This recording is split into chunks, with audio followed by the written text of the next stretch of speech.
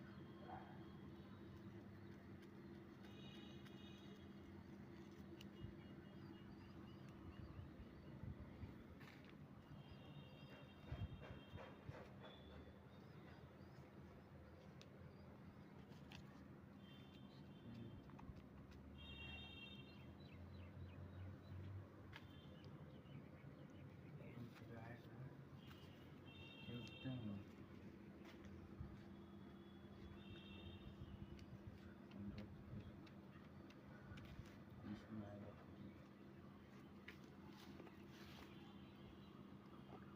4 number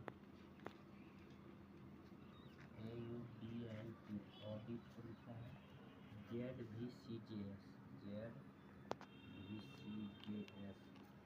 Gamble GAMBLE Gamble